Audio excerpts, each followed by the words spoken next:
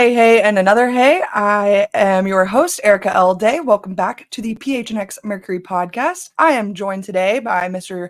Stephen Garner. Stephen, how are you? Blessed as always. The Mercury went 2-0 since we last recorded. There's a lot of fun stuff to talk to, a whole lot of Philly stuff to talk about, a lot of good basketball to talk about as well, as this team has officially crossed the halfway mark of their regular season slate. How you feeling though? What's going on with you? I'm amped that the squad is over 500. I'm amped that I get to go back to the Footprint Center on Wednesday. Not so amped that we kind of have to go a month off without basketball, but nonetheless, there'll be a lot of exciting things happening over the next month. So I guess I can't complain, right? Yeah, But not I also need to. WNBA basketball specifically. You're right.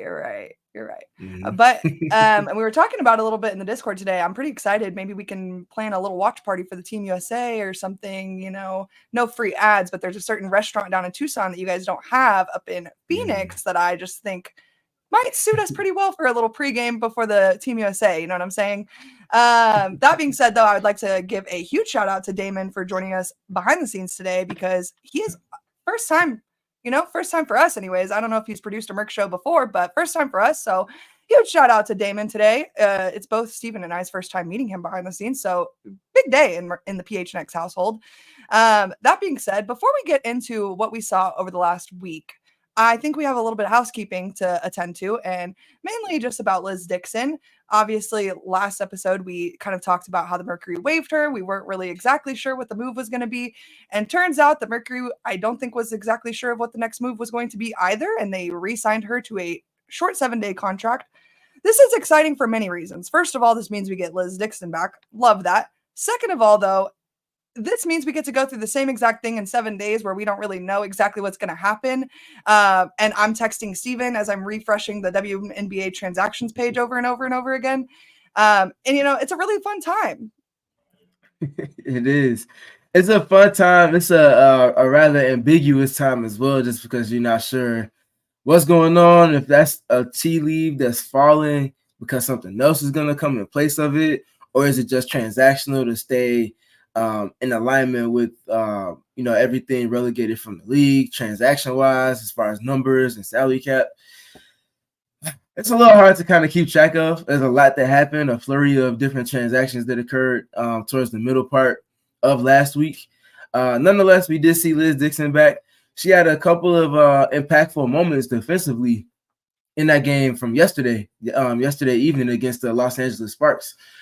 So she continues to show that she has value, even in the role that she's in as like a third string type of center that you use either when someone's in foul trouble or if obviously in an emergency situation where someone's injured. So glad that she was able to come back with the team. Not sure for how long it's going to be, but it's clear that she can be a contributor in a positive way in the roles that she's been positioned in with the team so far this season. Absolutely. And it was kind of funny because us and the PR people were kind of conversing about, oh, we're going to get stuck to the new person today. She's like, don't worry, you guys know her well. And it was very hilarious. That being said, though, before we move any further, if you're watching on Twitter right now, be sure to click the link below, join us in the live chat. And if you're already watching us on YouTube, like Kobe and Steven and Landon and Leah and Andy, we got a whole squad of folks in here today. You got to join the live chat, click the link below the tweet, get in here. And if you're already in here, leave a like, subscribe to PHNX, and give us a 5-star review wherever you listen to your podcasts. That being said, though, we got a masterclass from none other than Natasha Cloud and Kahleah Copper over the weekend. And Stephen, we've been telling the squad about Tosh. We've been telling the squad, don't sleep on it. The day is coming where y'all are going to wake up to the Tosh Cloud movement. And I think the day has arrived, don't you? I would say it's arrived a couple of times, but it was maybe as loud as it's been all season yesterday evening against the Los Angeles Sparks in the house that Kobe built, as she referenced Crypto.com Arena postgame. She's a capital D dog. I'll start there, and then we can kind of go from there, but I definitely want to get your thoughts on everything we saw from her and Kai yesterday. Well, let's start with against the Wings. Tosh put up a double-double I'm sorry. Kahleah put up a double-double performance. Do I have it wrong? I have it right. No, Tosh had a double-double too in that game. Perfect. Okay, I just want to make sure I'm not lying to the people. I think that, this says a lot. I think Natasha's performance speaks volumes to where this team is at, kind of in terms of gelling together. I think when we're seeing turnovers drop as much as they are and seeing Tosh kind of find her groove and seeing those football passes work out for her, I think we're just kind of seeing the results of the labor that has been put in practice, as well as obviously in lack of practice in game time situations. But I think we're kind of starting to see the payoff and fruits of that labor. We are. And the big thing I pointed out last week when speaking to Natasha Cloud and how she's continuing to find ways to be effective and having a time on task type of approach to what the team and the game is demanding from her at any particular moment. The most consistent thing being that I've been speaking to the last couple of weeks now has been her getting to the free throw line.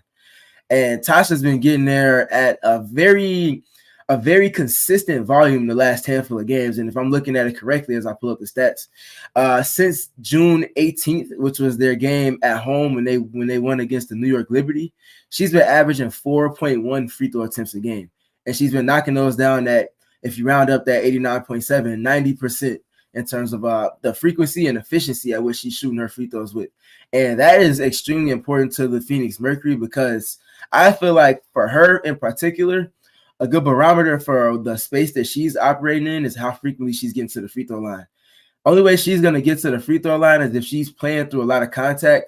And the way she's playing through a lot of contact is if she's putting the ball on the deck and getting paint touches and generating a handful of drives in different contexts of offense. I think she's been operating in the exact space that this team needs her to, both looking for her own shot as well as getting a paint touch to then play make for others. And we've been seeing the results the last two games. Obviously, it hasn't been the highest level of opponents, but your process is your process. And if your process is consistent, it's not going to sway in variance too much, regardless of who your opponent is. So Tasha's operating in the exact space that they need her to. She's been doing it defensively. That's never been an issue. I have felt like there's things that she could clean up on offense, and she has certainly been doing that the last, honestly, 3 weeks or so now. I absolutely think also, speaking to yesterday's game against the Sparks in particular, I think when you have players like Diana Taurasi and Beck Allen, which is a pretty high percentage of the Mercury scoring out, and Tosh is able to put the team on her back and kind of make up for that scoring deficit, I think that speaks, again, volumes to this team, where they're at in terms of, chemistry. And even I think when you can have bench players come in and start, such as Kiki Herbert-Aragon, which we will get into Kiki, do not worry. But when you can have players come in like Kiki and start and be as efficient as Kiki was yesterday, it's a lot in part due to Tasha's leadership on the floor. That's the big thing about Tosh and, generally speaking, the point guard position. I don't think I won't say they don't understand. I don't think it's valued correctly just how hard it is to play point guard. Because to play point guard in an effective manner that's conducive to winning at a high, sustained, consistent level, you have to wear like 8 to 10 different hats on any different game. You got to understand when it's the time where you need to press the button for yourself. You have to understand when it's the time to speak to a player that might be struggling with confidence, to get them to the level that they need to be at to make the big play that you're going to need from them over the course of a game. You got to understand who to go to in certain scenarios, understand who hasn't had a touch in a while, understand the ebbs and flows in the game. But defensively, you got to keep the defensive shell intact. Like, there's just so much stuff that you have to account for over the course of a game as a point guard, in addition to obviously having yourself up to a certain standard. All of those things considered, the external as well as the individual themselves, Natasha Cloud is playing point guard the exact way that the Phoenix Mercury need her to right now in this moment in time. And that's, like I said, individually as a player, but also externally getting into her intangibles or all of the many other different boxes that she checks off for this team. And you just can't put a value on those things to have not just a point guard, but the right type of point guard for the style of play that the head coach and everything philosophy and principle wise is trying to establish. And I think there's no better alignment for this team than to have Natasha doing that. As I reiterate what I said on our last episode, she's in the space that they need her to. Now they just need to get back healthy. And like you talked about, sustain at that above 500 level going into the Olympic/All-Star break, get their ducks in a row after that, and then hit the ground running coming into everything afterwards. And obviously, we should have spoken about this in the housekeeping segment here, but Obviously, Diana Taurasi and Beck Allen being out does play a big role in yesterday's overall kind of what you saw from the Mercury. That being said, though, I am of the belief that these absences from Beck and Diana are purely precautionary, and I don't think it's going to be a big impact on the Mercury late, even even late right now, but also late into the season. I think after the Olympic break, we kind of go back to normal. I think the fact that, like, you in alignment with what you're saying, I think the fact that they both went through warm-ups, if I'm not mistaken. I know they both went through warm-ups on Wednesday. I can't remember if they said yes or no on Sunday. Dee I believe did that. not travel yesterday, but Okay. but Beck did go through warm-ups. So that's a big time sign in terms of the mobility and being able to be active. So now it's just a matter of getting back to the game time level as far as your physical fitness level and everything regarding the injury. So definitely not a red flag on that. Obviously, anytime there's an injury involved, there's a yellow flag of some capacity, but I wouldn't wave a red flag on those at all. So kind of look forward to them being back in rotation when they play next Wednesday this week, correct? Wednesday evening, Yep. right? Yeah. So I'm looking forward to that game on Wednesday for sure with all of the players being back in rotation and just kind of bringing everything back full circle as far as that goes. Absolutely. And this team's gotten pretty familiar with the Wings by now, which is which is their opponent on Wednesday. Needless to say, this is the last time the Mercury have to play the Wings this year, which is pretty exciting. Personally, I think game planning for Erika probably just has to suck. Like, she's going to get hers. And then on top of it, Natasha Howard is doing Natasha Howard things. So I just think that this team is probably really looking forward to getting the Wings out of their hair. They have an opportunity to take a series to 3-1 after losing the first game in this series. And I think that this, again, kind of speaks to the volumes of what Stephen and I have been preaching all season about how they just needed to find their stride a little bit, and they found it, and now they're winning games that they should be winning.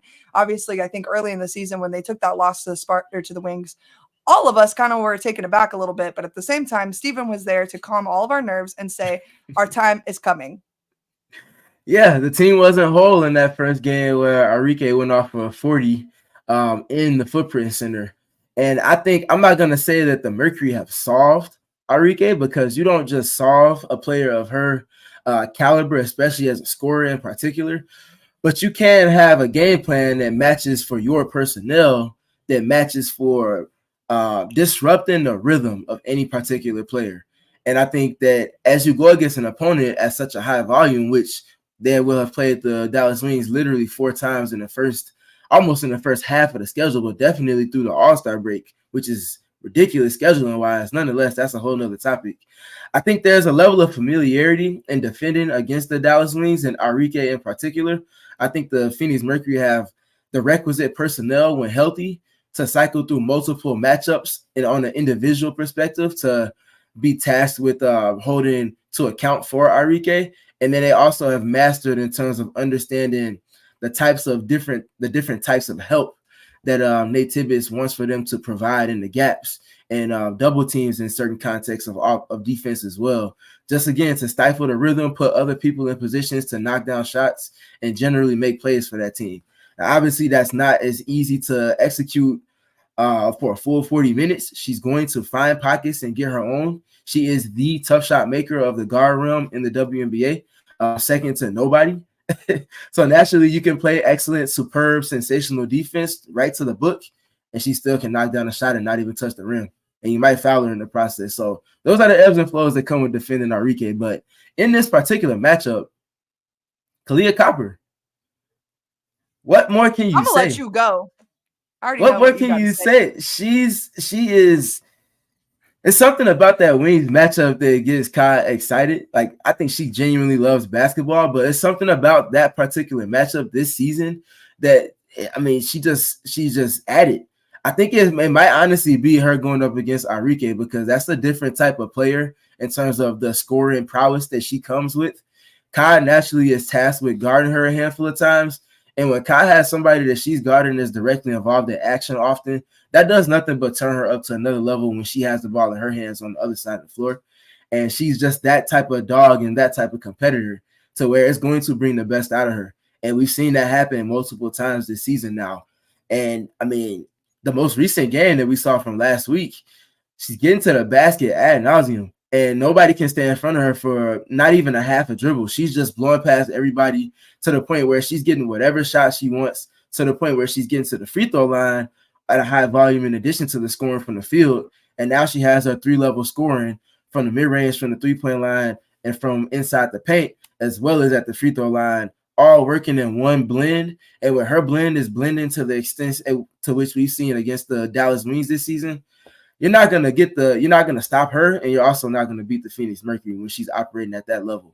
And I think she understands the onus on her needing to be the best player on the floor against certain matchups with certain perimeter players on certain teams. And she steps up to the task with consistency.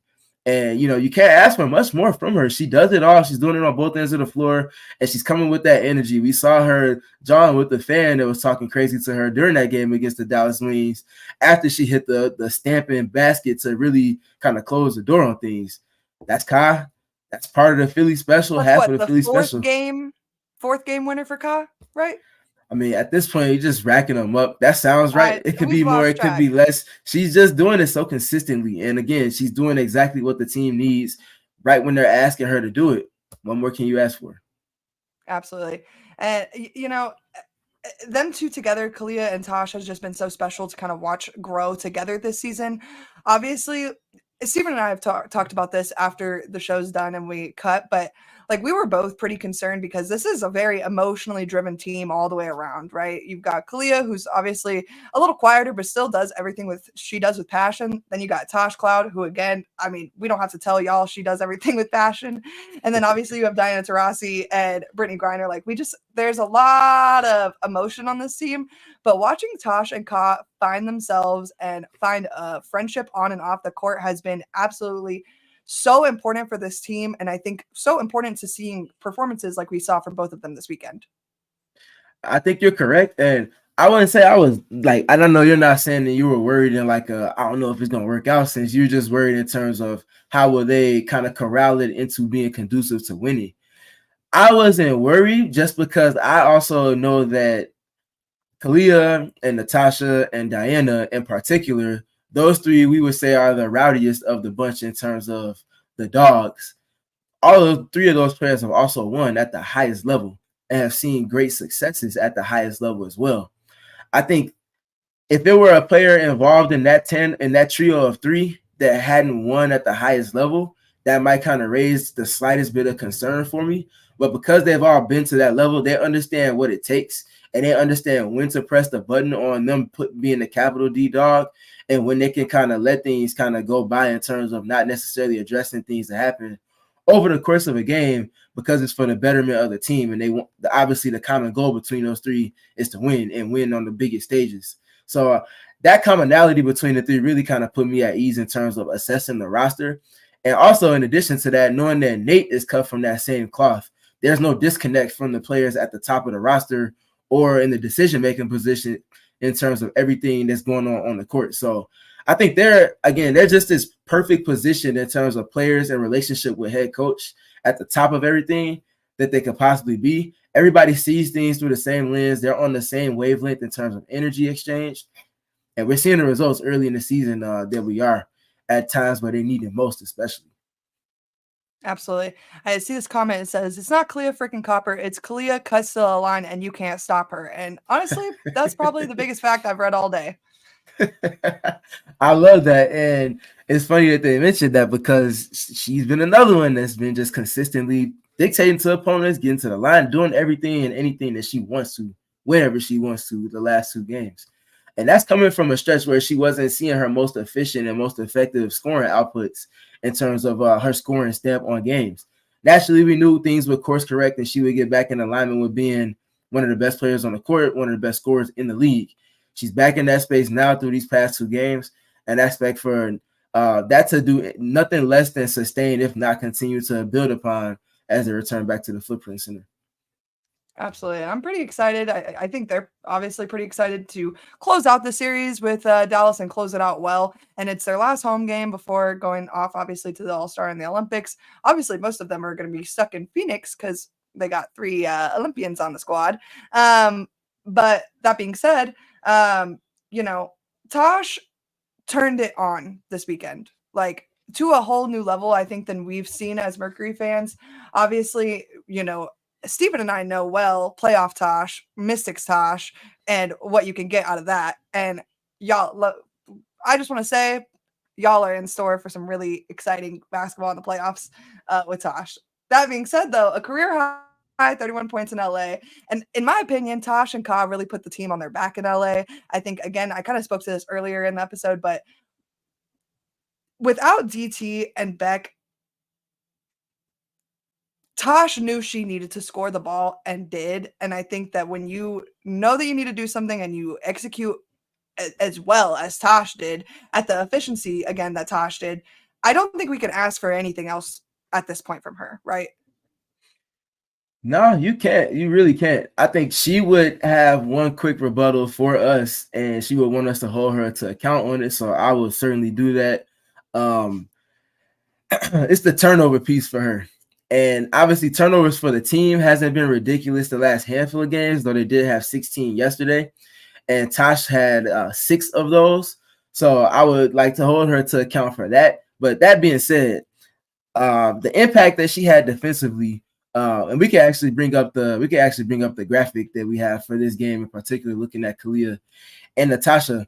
Natasha being able to compile 4 stocks, 2 steals, and 2 blocks in that game against the Los Angeles Sparks really just speaks to how she's able to kind of make up for, okay, I turned the ball over on one end a handful of times. How can I get it back for the team? I can get it back from putting the ball in the basket a handful of times to the extent that I lead the team and the game in scoring. And I can also get it back for us by just being active on defense with my chaos, being able to switch effectively, being able to get my hands on the ball in passing lanes, steal the ball from opponents when they're dribbling in front of me. All of those little things like that, I think, really add up for them. And again, I talk about being a time on task player. She's just so in tune with what the team needs from her when they need it from her. And we saw that. She knocked down 4 3-pointers yesterday. She knocked down 3 in 3 different, 3 of those 4 in 3 different contexts. I think one was in transition. She knocked 1 down she knocked 2 down off of the dribble, and then she knocked 1 down off of catch and shoots based off of Kahleah Copper. And I think, again, those type of marginal hits from Natasha specifically is exactly what the team needs. And she had it in spades in moments where they needed it most from her.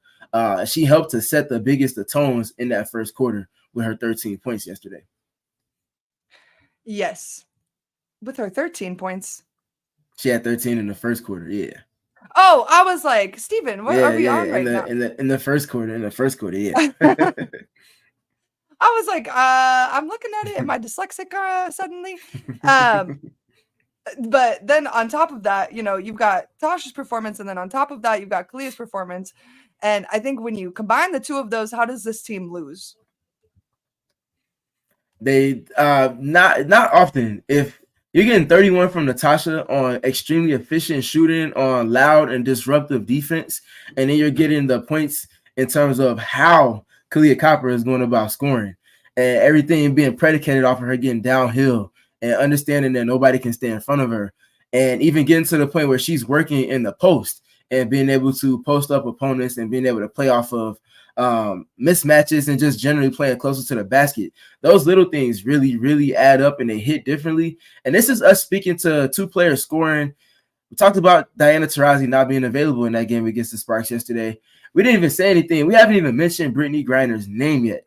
So again, the levels and the waves at which the Phoenix Mercury can hit opponents when all of their pieces are optimized in whatever flow they're looking to establish in any given game is going to hit different because they just have so many different waves that they can come at. You can get a flurry of buckets and defensive activity and playmaking and floor generalship from Natasha. You can get buckets galore at a near league elite or league best level in terms of scoring from 3 levels from Kahleah Copper at any given moment. The downhill prowess, the paint touches. You can get the paint touches and post-ups from Brittany Griner and the playmaking off of the double teams that inevitably have to come. And you get everything that comes with Diana Taurasi as well when everybody's on the floor. It's just so much for opponents to have to deal with that you just can't be right trying to take one thing away. Because when you add too much in terms of capital to take away one thing, now there's going to be a leak from another place. Now you're putting compromise, and now they have you in their hands right where they want you to be. So No, they can't be put in any other position better than that. And for just some statistical context in terms of looking at the magnitude of the game last night from Kahleah Copper and Natasha Cloud, per across the timeline, they are the first pair of teammates to each have 25 plus points, 9 plus rebounds, and 5 plus assists in the same WNBA game. And like we just saw in that graphic, it was Natasha with her 31 points, her 9 rebounds, and her 5 assists, and Kahleah with her 25 points, her 10 rebounds, and her 5 assists. That's just something that, again, if they're hitting to that extent, most teams are just not going to have an answer for that. That's just too much to deal with. Yeah, absolutely. Like Steven said, it's kind of definitely a pick your poison type of battle. And, when those two are, I mean, excelling at the rate they are, it's really difficult to stop. And when this team is back to fully healthy, it's going to be a huge battle for teams come after the All-Star break. That being said, I have a question in the chat here that is kind of prevalent to our little spacing the floor conversation, and I just want to get it out of the way. Which bench player do you think has been most impactful so far this season? For me, I'm gonna go with Natasha Mack. I don't know what your answer will be. That is my personal pick, though. So my rebuttal for Natasha is that she started so many games, especially prior to BG coming back. How much of that impact are you thinking about that's come when she's come actually in a reserve role, which is a testament to her because, like we talk about time on task with Natasha Cloud, specifically Natasha Mack has been the best on the Mercury team, filling in gaps in multiple roles over the course of the season. That being said, great question from the chat. We appreciate y'all. Don't forget to leave us a thumbs up. I would personally go with Sophie Cunningham, and I know she hasn't had the impact that some people were expecting or hoping for it to have in that 6-player type of role quite yet. I do feel like she's still filled in gaps that this team has needed her to on both sides of the ball. That might not be the loudest in terms of box score or if you're actually watching games, but I do feel like there's a functionality piece that where she helps connect the dots for so much that they look to do and keep consistent when they transition from a starting realm and starting rotations to when they start mixing in reserve types of players. You want to have a certain level of consistency to where there's not a drop off in terms of the style of play, but also the impact and effectiveness in that style of play when you're starting to dip into your reserve rotation type players. And Sophie Cunningham is hoping to bridge that gap and then some. Talk about time on task ability. She's been another player that stepped in and started for, I believe, 5 games over that stretch where they weren't necessarily winning, but she had some impactful minutes in that stretch to where she started seeing the 3-ball knocked down for her again. We started seeing her defensive activity reach that level that we're kind of coming accustomed to expecting from her. And I think that for this team to be optimized, she's going to have to be the best player that's coming in a reserve role for this team. I think she's been at in multiple stretches this season. It hasn't been comprehensive from start to finish. But I do think that once they hit the healthy stride and she's back in that role with consistency, we'll start to see her be more consistent in delivering in that particular role. And I think, like Amanda said in the chat, I forget that Sophie comes off the bench now. And it kind of like what you said, though, she is that impactful to where it almost doesn't even really feel like she's a bench player. She's so heavily involved in the rotation that she is that 6th man and she is the 6th starter in every sense of the word, in my opinion. And so apologies for throwing my girl Sophie under the bus like that. She is 6th player of the year, at least on the Mercury for now. Oh my gosh. I just want to say shout out to Mike Luke. He is in Vegas. I know he's on I don't even know what he's doing in Vegas. And look at him in the chat still back in the day. And I just want to say we appreciate you, Mike. Thank you so much for being here. And Mike, if I did post the wrong link, then that's your fault. In some way, shape, or form, I'm going to find a way to blame it on you. That's funny. But I wanted to come back to something that you mentioned, though, before you pose the question. You mentioned spacing. And I think in alignment with the game against the Sparks, I had a chance to talk with Nate Tibbetts pregame, just kind of speaking to just some of the spacing things and just generally speaking, the space that they're operating in. And that was actually postgame, excuse me. And I think Natasha has been important in all of that. And I think it's the aggressive button that she's been pressing. We always talk about her hitting and attacking on defense. I think when she parlays that into her process on offense and approach, it hits different literally and figuratively because she gets downhill and it doesn't matter who's in front of her. So if you could kind of take a look at that clip real quick. Yeah, I think both. I think she felt it. I think she, will evolve to look to get her some more post-ups. one of our assistants, Megan Vogel, has really been pushing me to do that more. Yeah, I think you're just starting to see a group that's playing more connected just because we're getting reps. And so, I think Kaz, one of those players, wherever you put her on the floor, she's going to have a chance to be successful. And, we had some good looks down there from her tonight. Yeah, excuse me for that. I misspoke. I said Natasha. I actually meant Kahleah. And I meant Kahleah because I wanted to speak to the fact that Kahleah is starting to see a little bit more touches, not just from outside the three-point line and generally moving and movement on offense, but they're also looking to start kind of using her in the post. And for people that are new to Kahleah Copper, she is a player that is multifaceted in terms of how she can operate on offense. It doesn't have to just be pick and roll. It doesn't have to be just her scoring in transition. It doesn't just have to be isolation. It doesn't just have to be her playing off of dribble handoffs. She can go and get dirty and get in the post and really start to dictate to opponents, especially if she has a matchup that doesn't have the requisite size to stay in front of her. Kai is a player that certainly embraces the contact part of offense. It's what makes her the best slasher for my money in the WNBA. And it's because she has the elusivity to kind of maneuver around anybody, but she also has the finesse and the understanding of when to use her strength as an advantage. And we saw that against the Los Angeles Sparks. Whether she had a direct matchup and she was just able to cut into the post directly and receive a pass and then work out a triple threat from there, or if they did it in a little bit more of a nuanced way to where they use her as a screener more often than not for Natasha Cloud, who's dribbling the ball. She screens to make the defense switch. And after they switch, rather than respacing, she just goes and occupies that strong side block. And now we see Kahleah Copper get the ball in the post. They respace around that, and she's either able to get a foul to shoot and obviously score, or do both and get into the free throw line after scoring. And that's a space that where I feel like once the Phoenix Mercury are clicking on all cylinders, it's not just going to be Diana Taurasi and Brittany Griner in particular working from inside the arc. It's going to be Kahleah Copper as well as Natasha Cloud with their drives, but it's also going to be a steady diet of Kahleah Copper working from the mid-post area of the floor. That's a space that she experimented with at a lot higher volume than at any point in her career last season with the Chicago Sky. And she was extremely effective and efficient, shooting north of 50% on her post-ups while scoring over 50 points out of the post as well. And if you take it back even further, her senior year at Rutgers, she was a player that scored a nice amount in terms of volume on efficiency of points from the post as a wing. And that's something that's translated well to the W, trailing back to last season with the Chicago Sky. And we're starting to see remnants of that resurface with the Phoenix Mercury.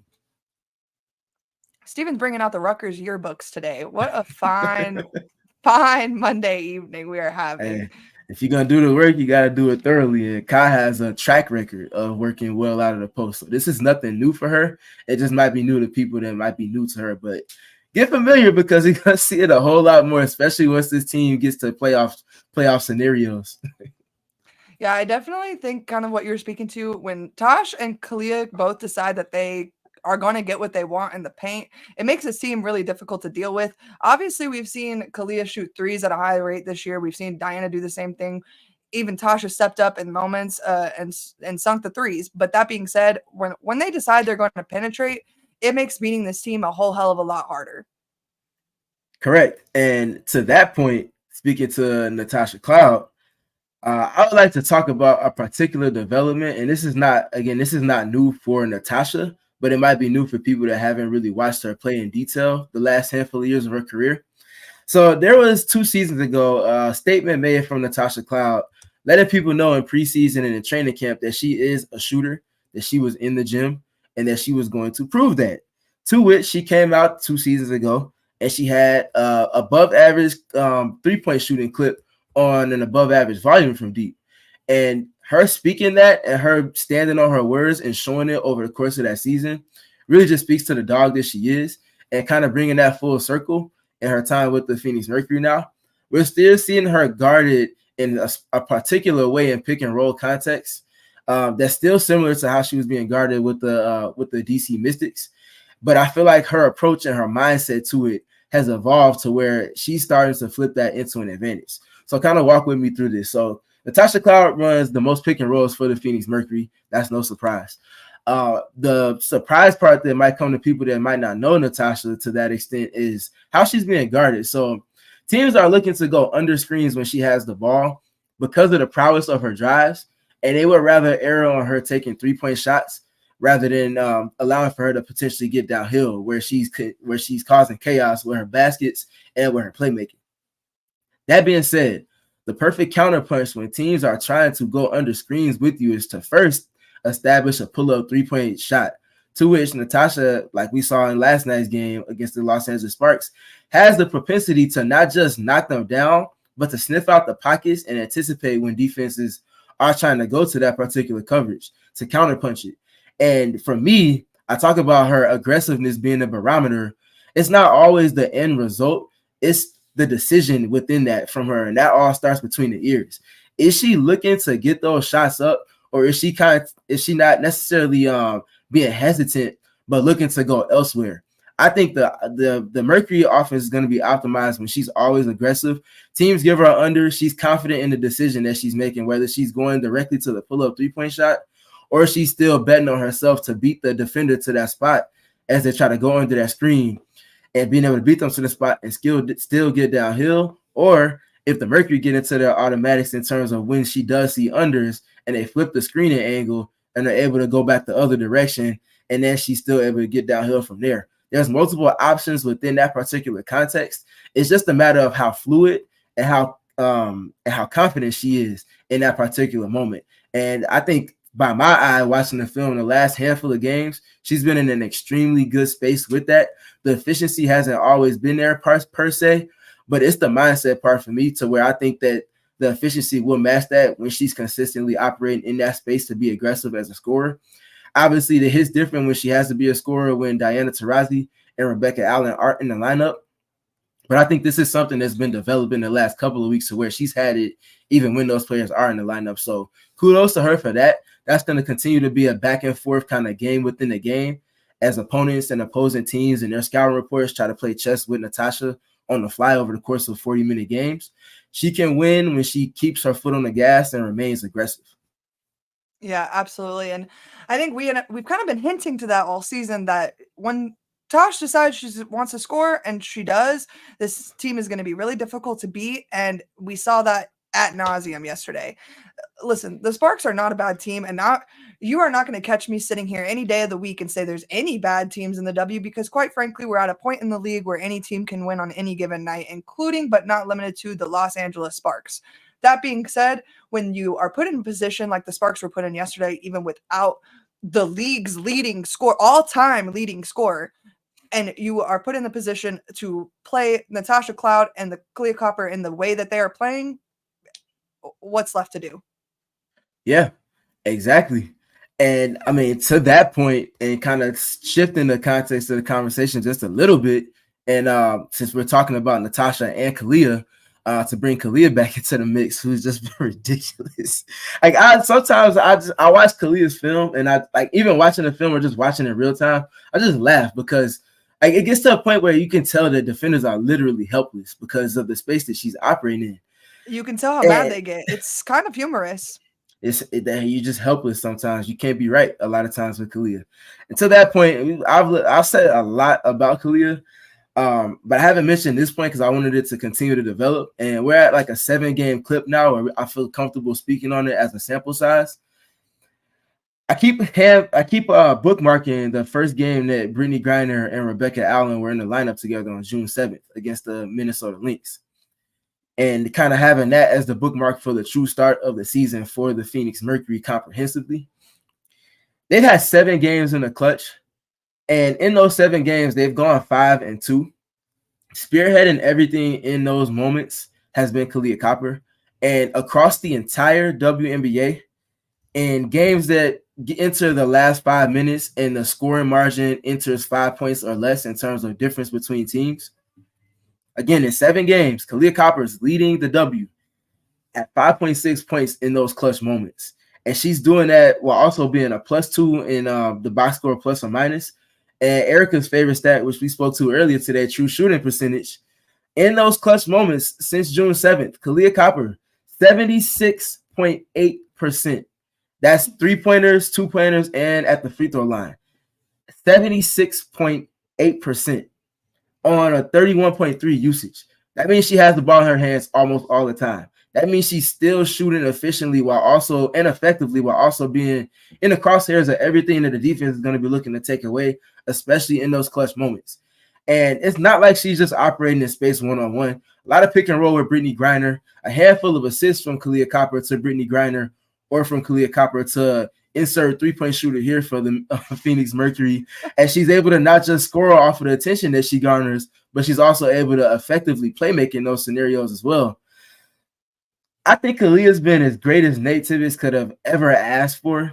And I think a lot of the greatness at which Kahleah's been exuding in her time with the Mercury has come in these scenarios where the game is in the line, the game is in the balance. Either they're at a deficit trying to come back, or they're trying to ward off an opponent.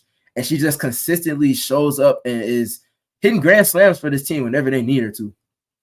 Yeah, absolutely. We've talked about it ad nauseum at this point. And when you look at the Phoenix Mercury's last games, the amount in which that Kahleah Copper is their leading scorer is absolutely ridiculous. I mean, and as Stephen literally just said, there is a plethora of options on this team, and Kahleah is proven to be number one.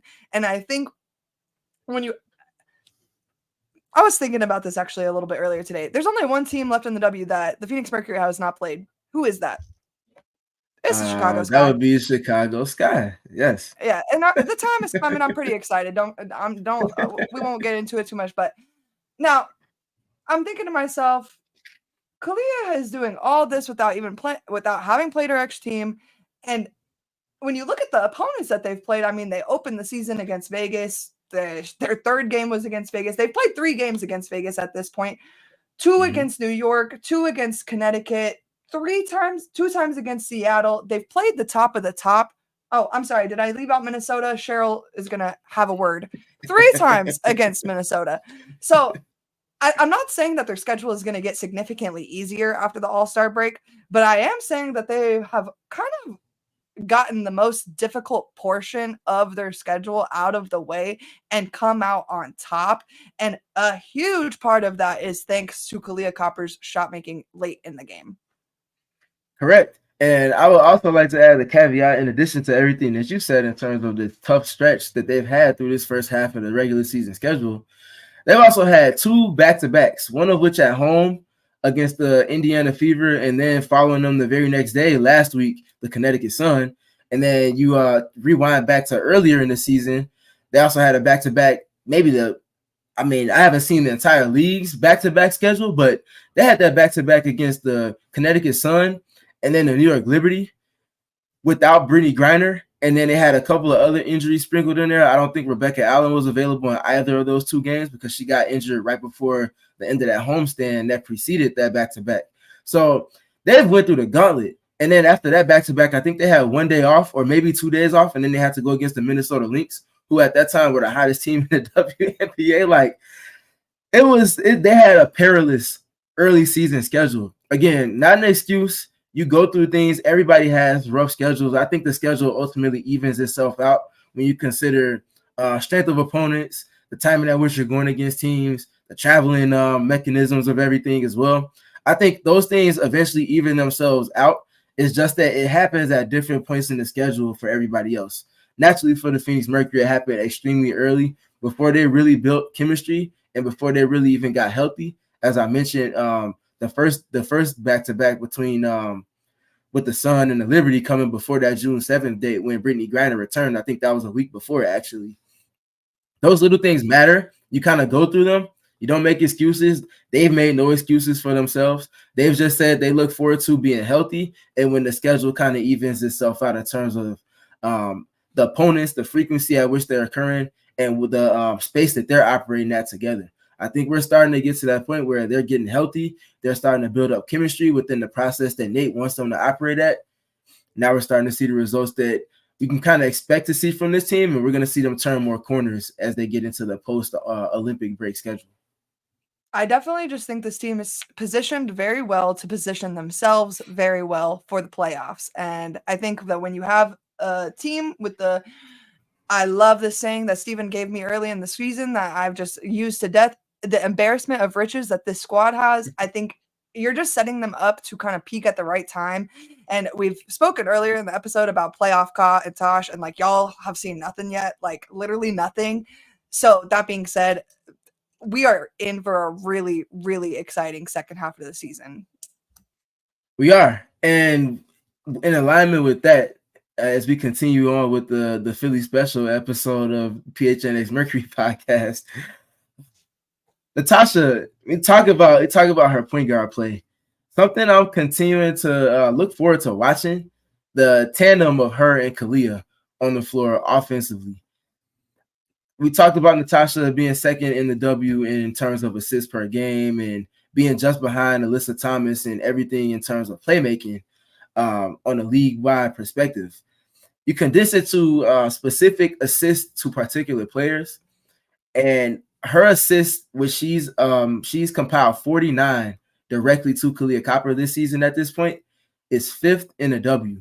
And if you're looking at across the entire W, the different tandems that exist across teams, for that tandem, for this team, and that tandem to be the tandem that's leading in terms of one player assisting to another, really just speaks to the ceiling that they have. Because if we came into this season, I'm sure most people would have either said Natasha and her assistant Brittany Griner, or Diana Taurasi and her assistant Brittany Griner will likely be the one that was leading this team. And the fact that it's the two newbies, the Philly special tandem that this team has right now, that's leading in terms of the tandem assistant from one another, I think really speaks to just the space that they're in.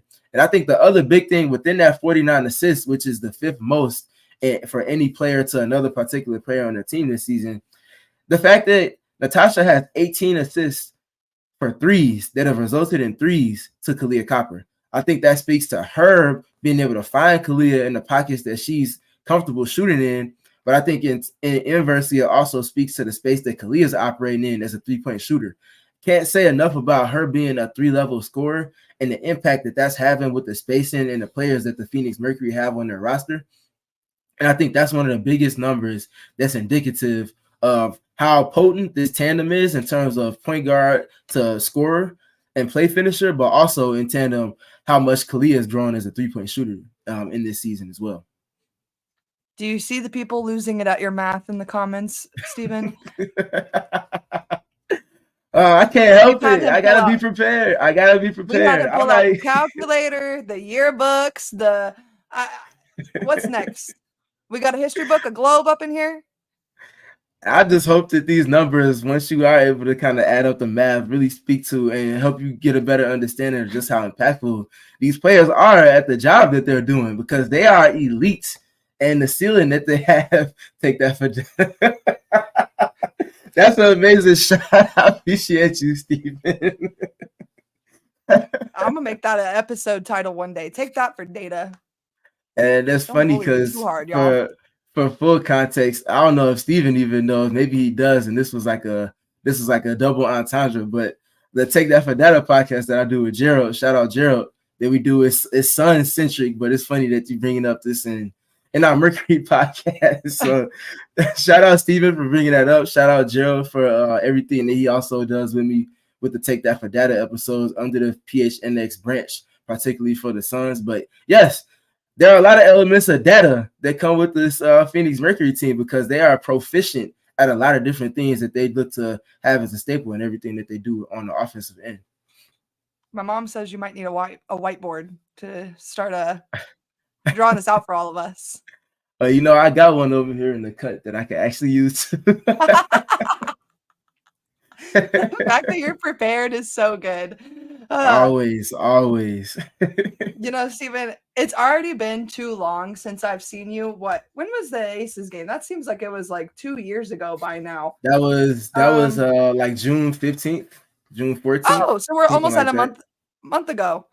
That being said, we got to remind people where they can see both of us together very soon. I mean, we're basically a month away.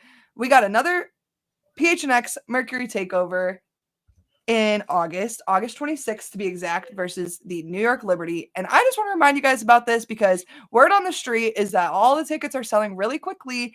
I even hear a Mr. Mark maybe buying out all of them so that I have to go by myself. So that being said, you better get your tickets now before it's too late. Steven's going to be there. I'm going to be there. It's a whole PHNX party. Maybe I'll bring my mom. Who knows, Let's go. Let's My- go. Pull up. Pull up. Pull up. That's all I got to say. Pull up. To my mom, I'll work on that. I'll make sure she gets the day off, you guys. Well, I was speaking generally, but yes, to your mom as well. Pull up. Everybody, pull up. Come kick it with us. It's a great time. It's going to be obviously a great game. You see how the games have gone between these two teams this season already. It's only going to be that much more close in terms of the level of basketball we're going to have to entertain us as we get closer to the finish line when this game takes place in August. So pull up on us, come and enjoy ourselves pregame. Obviously getting the chance to eat and just kick it with us and just talk genuinely and generally, and then obviously taking the trip over to the Footprint Center and then enjoying the game in person as well. It's a great time. You don't want to miss out on this vibe. Tap in with us. Steven says, can Steven educate Mama Day on Nipsey? I actually have unfortunate news for y'all, and I would actually gander that my mother has more Nipsey knowledge than I do. So wow. I'm actually, my dad's like a music historian, so I would have to beg that she knows more than I do, That being said, if not, I would love to educate on Nipsey. That would be such a great honor to do that for anybody that's willing to listen and just genuinely intrigued by him. And Steven, before we go, I actually have a bone to pick with you. I am looking at the schedule right now. I know you have no idea what I'm about to say, which makes it even better. After the All-Star break, you get to see the Mercury before I do. That's hilarious. But you mad at me? But you mad at me like I did the schedule. I'm about to call Kathy up and say, "What is this nonsense?" Hey, listen. I hope Kathy not listening because you're gonna have to wait in line. You're probably gonna have like 2 years. You gotta wait for the amount of people that's trying to have a conversation with Kathy about the schedule. And you could have a 2-year worthy conversation with her. Yeah, I desire so much better for the league. There's no reason why we should be having games overlapping when there's only 3 games on one day. There's no reason why we should be playing, or you should be seeing teams playing a particular opponent almost 3 or 4 times before the halfway point of the regular season. Like, there's little things that just have to be cleaned up. I do believe they'll get there in time, but with the expansion and attention that's coming with the league and the players that are coming into the league over the next handful of years, gotta be better. We've seen corners be turned with that part, but there's still a lot more to get to. So I'm looking forward to that. These players deserve it. Kathy, if you're listening, just give us a call. We've got actually like 4 weeks of availability that you could just pop on. We could have a little chit chat and really just give you our notes. It's not something slight. You know what I mean? Something slight. And make it 4.5, if not 5 weeks, because she'll be at All-Star just like us, and we could talk in person there too. So I would love to talk with Kathy. I would love to talk logistics with Kathy. Kathy, it's just one call. You can call Saul. He'll set the whole thing up. This could be great. Nah. We can have Kathy hop on the pod. Forget the phone call. We can have her hop on the pod. That's right. I know the commenters will be biting at the wits, waiting to talk to her. For sure. Anyways, Steven, where can they find you? I'm really excited to be back. We got a regular schedule this week. We'll see you guys again on Thursday. But in the meantime, where can they find you? You can follow me on Twitter and find me on Twitter at StayTrueS.3. You can also find me on YouTube at Stephen Prejean Gardner 3. You can also find my written work on gophnx.com, our flagship site. Be looking for content from all three of those platforms from me prior to the game on Wednesday against the Dallas Wings. There's plenty to speak about. I'll be talking especially in detail about Nate Tibbetts and his ATOs and the team's ability to consistently execute there. They're one of the best in the league at that particular context of play. I'll also be having a handful to talk about with Natasha Cloud and Kahleah Copper from their last 2 games as well. We'll definitely have some film out. We'll have some words out on the Go PHNX site as well as on Twitter. And then the film obviously on YouTube and Twitter as well. So yeah, tap in with me on those mediums and let's continue to clean up the discourse in this basketball space of ours.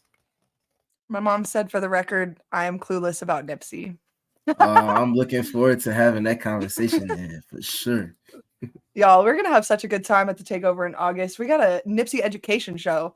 Oh, look, see, my husband, however, got that. See, I saw that. I love it. Well, I guess he could kind of do the legwork, and then we could have that as a point of conversation for us when we introduce ourselves to each other. So I'm looking forward to that. Follow the PHNX _Mercury on Twitter if you're not already. If you're not, what are you doing? I'm gonna be honest with you.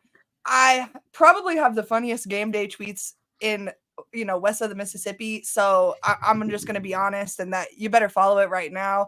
I'm going to tweet the girl dad pick at least 4 more times before the end of the season. So although I did watch this little TikTok, and girl dad has kind of lost his touch with the challenges. So we're going to have to kind of redo that a little bit. He's like 50-50 now, and he was like 80% winning. So we're going to have to up that back so Erika can be happy.